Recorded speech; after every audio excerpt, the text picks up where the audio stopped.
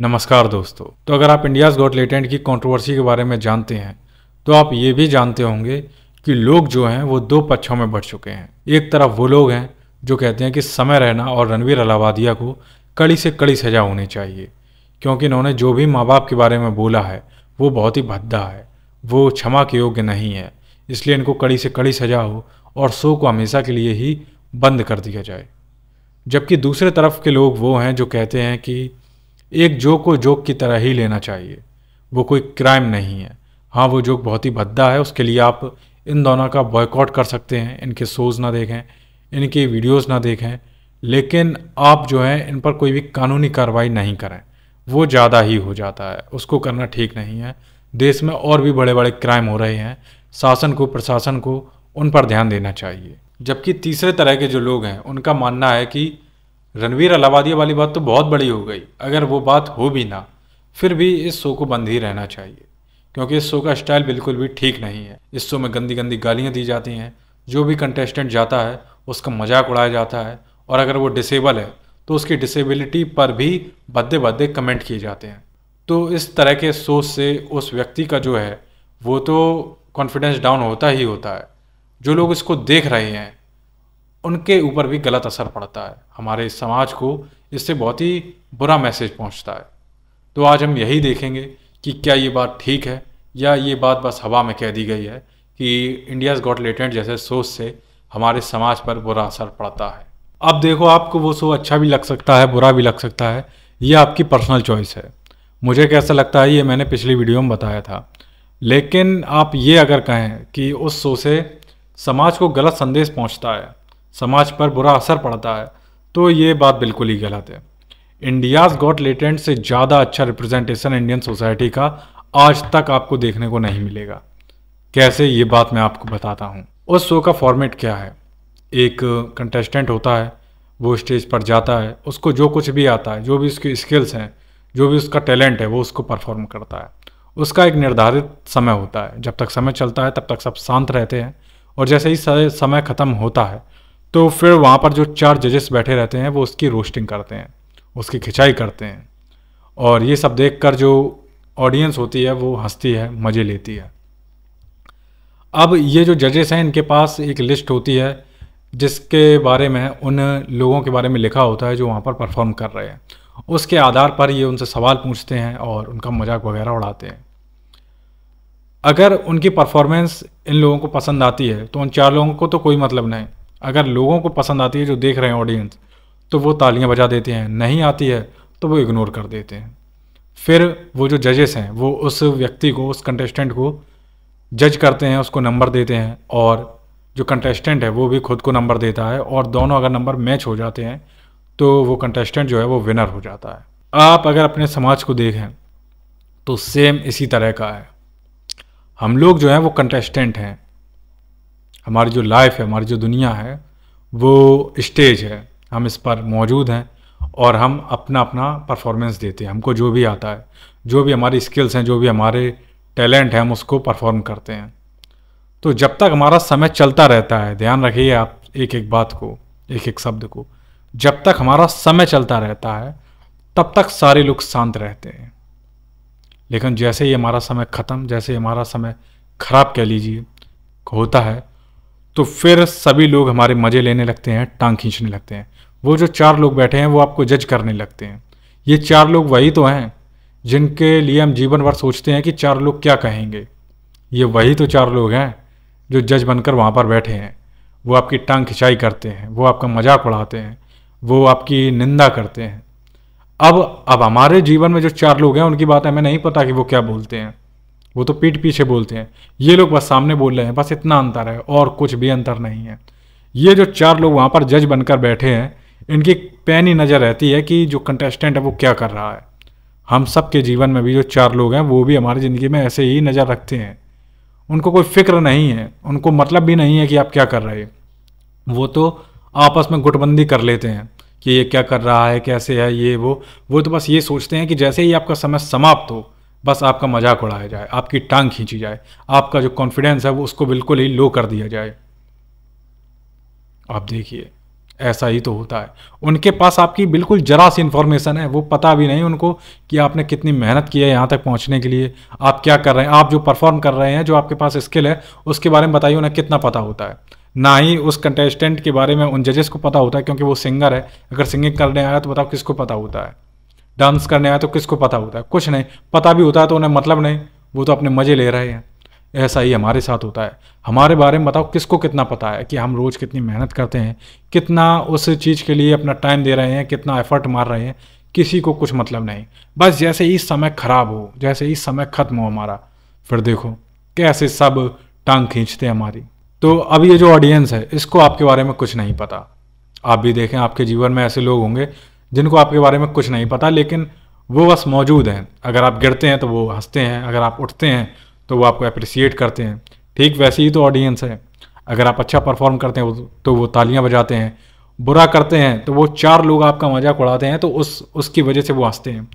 इनकी खुद की कोई पहचान नहीं है, आप ध्यान रखें।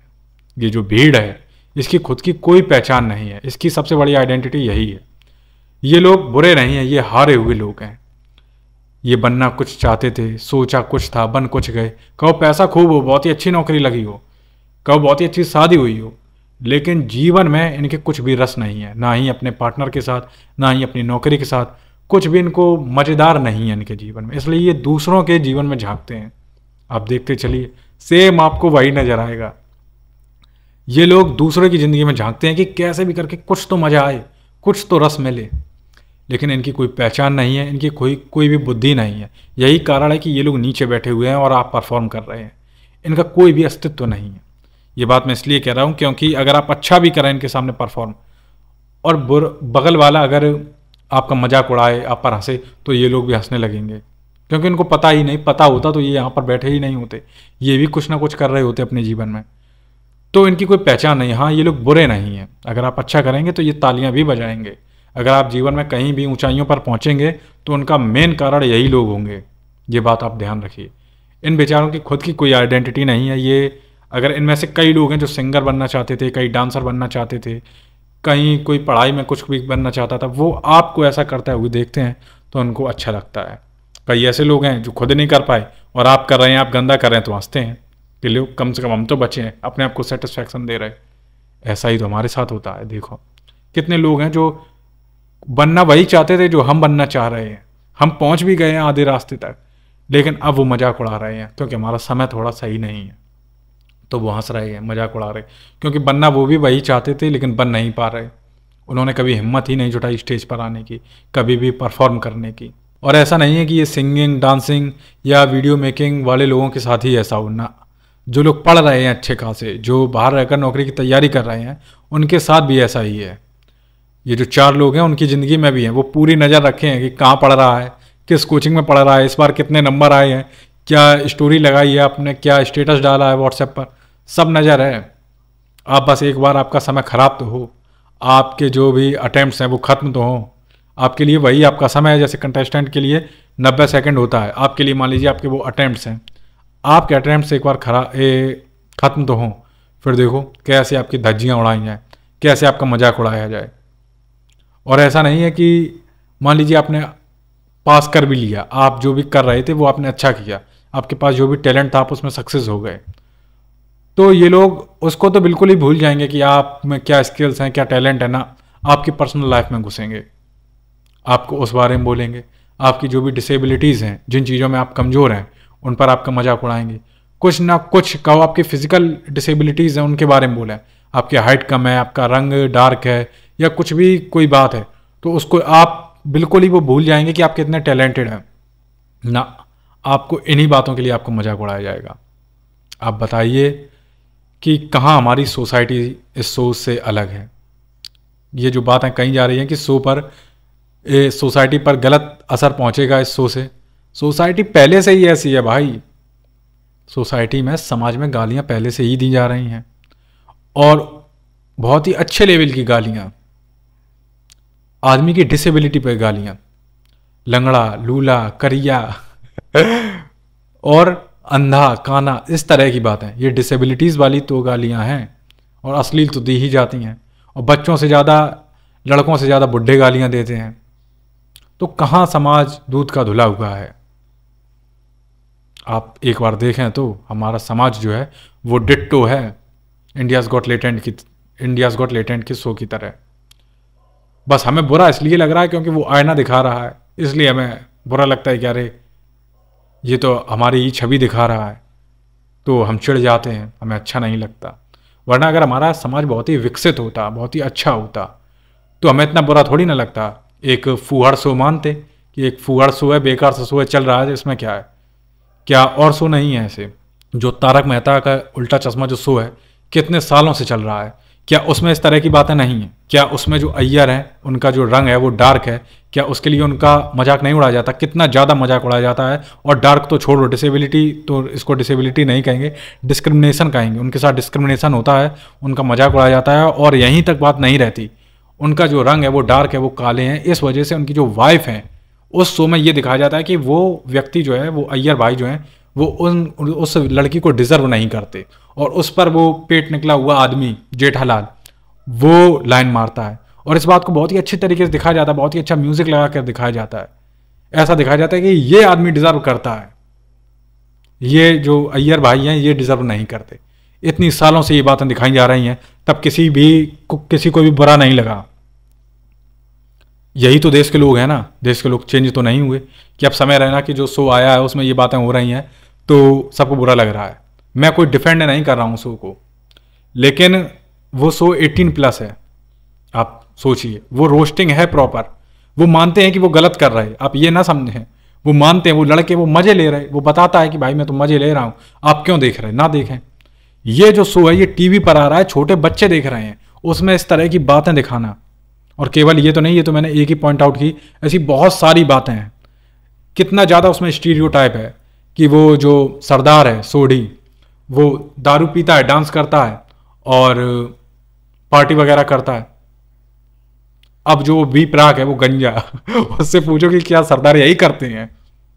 एक बार भी उसने तारक मेहता का उल्टा चश्मा के लिए बोला? और बी प्राक की नहीं, सभी लोगों की यही बात है, वो हम तुरंत झेल जाते हैं क्योंकि उसमें गालियां नहीं है ना। गालियों को ऐसे दिखाया जाता है कि जैसे हम लोग तो जानते ही नहीं क्या होती हैं बहुत सड़ी के भाई गाली बहुत कॉमन है, सब देते हैं। और गाली में जो कहा जा रहा है वो वही मतलब नहीं होता उसका, हमारे इमोशंस जुड़े होते हैं, हम कोई ना कोई भावना को व्यक्त करना चाहते हैं, इसलिए गालियां देते हैं। तो इतना ना बनो कि एक शो में गाली नहीं दी जा रही है इसलिए वो अच्छा ही हो गया। तो इस बात को स्वीकारो कि हम बहुत ज़्यादा अच्छे नहीं हैं, बहुत ज़्यादा दूध के धुले नहीं हैं। अगर आपको लगता है कि उस शो में गालियाँ दी जाती हैं, रोस्ट किया जाता है, हाँ बेकार है, हटाओ, बंद करो। लेकिन और जहाँ हो रहा है उसको भी तो ध्यान दो। टीवी शोज़ की बात नहीं कर रहे, रियलिटी में टीवी शोज़ की तो औकात ही नहीं है कि कोई इसको क्रिटिसाइज़ कर दे। इतना हल्का एंटरटेनमेंट हो गया हम लोगों के लिए, हो क्या गया है, हमेशा ही से रहा, बिल्कुल मंद बुद्धि रहे हैं। जो भी दिखाया जाता है हाँ करके हंस लेते हैं, उसमें कुछ भी पॉइंट आउट ही नहीं कर पाते हैं। तो वो तो छोड़ ही दो। एनिमल जैसी मूवीज इतने ज़्यादा कमा रही है और तुम समय रहना के शो पर बोल रहे हो कि वो वल्गर है, ये है, वो है, तो फिर भाई बहुत ही कम बुद्धि के आदमी हो। तो स्वीकारो कि हमारी जो लॉजिकल क्षमता है वो कम है, हम समझ नहीं पाते कि क्या ठीक चल रहा है क्या नहीं। और एज अ सोसाइटी हम बहुत घटिया हैं। इस बात को जितना जल्दी स्वीकार लो उतना ही हमारे लिए अच्छा है, हमारे देश के लिए अच्छा है।